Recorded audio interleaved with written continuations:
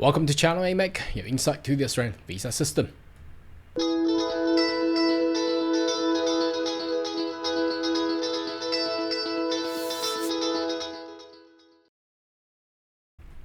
Good day everyone, my name is Carl Young, your online YouTube visa consultant.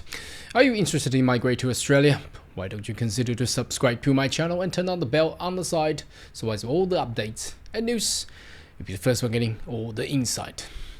Alright, today we will have some visa news updates. We have just received a update information from the state of Victoria where they have prioritized on some of the construction trade. Now, obviously, I will talk about these trade occupations for you, and also talk about the we understand that the cap on international student law did not pass, but how would that really affect for the future and upcoming 2025? Also, we will also take a discussion in regards to what we actually foresee or predict or estimated for the upcoming 2025. So the first thing first, let's jump into the State of Victoria's newsletter that just came out a couple minutes ago. As you can see, it's from the State of Victoria, live in Melbourne, dated 29th of November 2024 there. Now, this as the topic has already telling us, the construction trade occupation has been prioritized for the subclass 491 and also subclass 190 for the nomination on the 2024 and 25 state nomination of Victoria. Now, as you can see, the occupations codes are there. So first one is a carpenter, carpenter and joiner, and carpenter and the joiner. So not too sure why they put carpenter and joiner and then carpenter and then joiner, but anyway, it's due to the ends code differences. So there's a 3331211, 331211, 331212, and 331213. That's the reason why. But anyway, they're just the carpenter and joiner. They are, if you study the courses, they are all within the one course and package. And the glazier, fibrous plaster, solar plasterers and plumber, air conditioning service plumber, roof plumber, electrician, line worker, special class, cabler, and cabinet maker.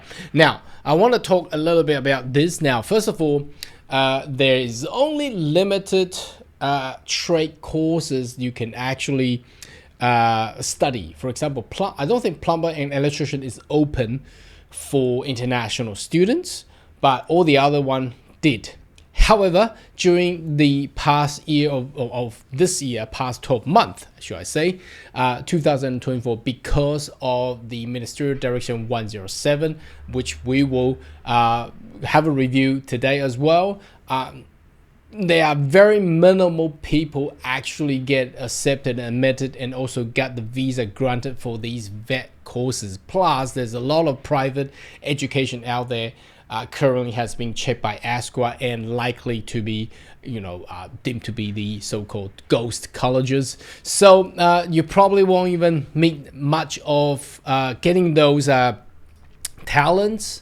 These carpenters and joiners, and also the plumbers and electricians, cablers or cabinet makers from the international student graduate. I don't think that's the case. I think this is more towards, for example, traditionally most of these trade workers are coming directly from New Zealand or UK. Because of their background, trades background, license requirement, it's equivalent to what they actually taught in Australia. There's minimal coming from United States because people from USA, they generally just stay in the United States. There's enough work there, but there are very limited people coming from USA with these occupation. But if you are getting your license or your background skills, well, usually will be UK, because if you're from New Zealand and you hold a New Zealand passport, you probably you don't want to waste time and money lodging your skill migration, because you will automatically get a 444 visa, and then you will apply for citizenship if you have already stay or reside in Australia for consecutive 4 years. So I would say usually will be people coming from UK, Ireland, and places like that. Europe, yes, but not many. I think because of the language barrier for English proficiency requirement, but usually it will come from UK. So although this has been a good thing, talking about, I know there will be agents out there start to promote, or if you're a joiner, if you're a cabinet makers from any other countries in Asia, you can come and lodge for skill migration, well, which is not really 100% correct, because most of this qualification back in Asia would not really be recognized by the Australian standards. So when you go through a skill assessment, you probably don't even get your skill assessment. So if you are a cabinet maker or plumber or electrician, and usually plumber, electrician, and cabinet makers in Asian countries, well, they can't even pass English proficiency anyway, despite their qualification or background or work experience might not really be accepted by the Australian standard as well. So these are more towards for the UK people if they want to migrate. So they are trying to attract those tradesmen from UK rather than from any other country. So I don't imagine any other country in Africa or South America will actually come for this, to meet this requirement anyway. Okay, so that's first thing. Now, secondly, there's been talk, obviously we understand that the cap on international student bill, the law, did not pass. So that means by the 1st of January 2025, there won't be a cap. However, that doesn't mean the government of Australia or the Department of Home Affairs will automatically uncap and, admit and get a lot of enrollments, get a lot of students back, and then you will start to have a flood of international students coming in. No, that doesn't mean that way. So because I noted that there are some agents out there utilizing the topic so-called the cap on international student fail, so they start to promote heavily, getting a lot of people to sign up and into those VET colleges again, so the agents get commissions, and they provide misleading information. That's exactly what it is, to actually attract clients, students to come into Australia. Now, that is not correct, and that is not the way that should be. So the news reads here, says Australian cap dead in the water. Yes, because a coalition opposed the bill. Yes, however, I want to draw your attention to this detail here, which is right in the middle, just right there. And now I'll turn myself off so you read it fully. It says, if the bill doesn't go through, now this is declared and said by the Minister for Education, Jason Clare, if the bill doesn't go through, then the de facto cap, which is Ministerial 107, stays. Now, what does that mean? That means the current law will still kick in, and probably will kick in harder and stricter in order to minimize the net migration, because that's the whole goal of getting a cap on international students. So what does that mean? Well, that means they will use the existing policy and direction and enforce it harder in order to keep the international student numbers down, so they can then keep the net migration down as well.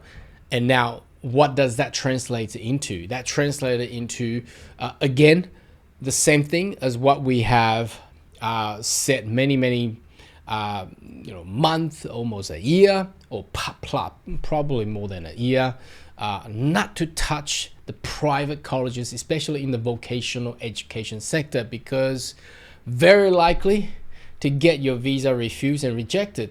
Now, by saying that, today we have received numbers of email contacting us that they have got their 500 visa, student visa refused. And then when I asked for the decision records, and when I read it, yeah, again, it's a private college, again, patisserie courses, failed, rejected. Now, we have tried our best to set and told the public not to touch it. However, there's still thousands of agents out there promoting it. So if you have got this information, please share with your friends. Stop doing that, because you'll be wasting money, waste your time. Don't do it, because the law is still there. Now let's revise what the Ministerial Direction 107, which was signed back in 2023 December. That's almost a year ago, by the former Minister of Home Affairs Claire O'Neill. Basically, it's a mechanism to restrict the numbers of student visa grants. So if you scroll down, I've done a specific video, but that will be last year. But let's have a look here on the part 2 direction, and then item 8, the order of consideration disposing student guardian visa application and offshore subclass 500 student visa. So the number 1, subject to 2 and 6, so that's down, subject to 2 and 6, that's down here. Then the order will go through that way. So the following visa application: offshore 500 will be considered is if the priority will be the school sector, foreign affairs, defense students. So school sector means high schools, primary school, middle school, and then the second order is the full-time courses for secondary school student exchange program. That's still considered to be in school sector. And then the third one is a higher education. So that means university, bachelor, master, graduate diploma, graduate certificate, PhD students. And then the fourth one is intended postgraduate research courses. So these are the prioritized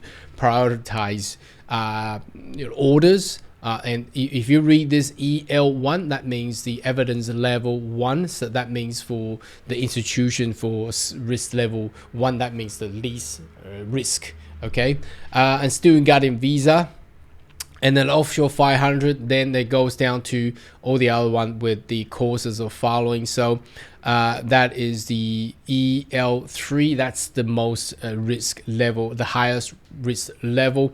That it's, so they coming down like that. And number 2 is, it's confusing when they draft in the legal English sense. Primary application intend to take 2 or more courses, given the order priority will apply to 8.1. So they will look at which is the principal course. Number 3, the visa application, primary applicant intend to remain in Australia during the marking of his or her postgraduate thesis. Okay, so that's fine, because you are doing a master by research or perhaps PhD. Number 4, the applicant have rating education provider course in primary. Applicant intended to undertake changes as a result of a 6-month review on EL. That's the evidence level for the subclass 500. And then the number 5 is the at the time of application, direction commence if during the process of application primary application. So this won't 5 and 6 won't be affecting us, because that's when the actual direction actually implemented at the time when there is a still application being there. That's talking about back in December 2023. So that will not be really affecting us at all. So anyway, the priority will be like this. So the school sector, and then obviously that's all the high school, primary, middle school, and then the higher education, so bachelor, master, and PhD. And then it goes down to I think vet and any course will be the bottom bit, and then they will utilize the EL, that's the evidence level, that's comparing on the evidence level on the institution, and also evidence level on the passport, country of passports. So if you're coming from I think Thailand is level 2 now. It was level 3. And then the India, I think, was some region is level 3. That means very likely to get refused. So that, and Vietnam, I think, is level 2 as well. But then you really need to focus on getting yourself into a level 1 institution now. Level 1 institution are mostly obviously all the schools are level 1, and the other part is mostly all the higher education. That means all the university. Now the private institution, private vet courses providers are generally level 2 and 3. So TAFE, I believe, will be 2, and 3 will be a lot of other private vet education institutions. So anyway, that's for the update for you. Should you have more question, query, more than welcome to leave comment right down below, and I'll see you next video. Goodbye.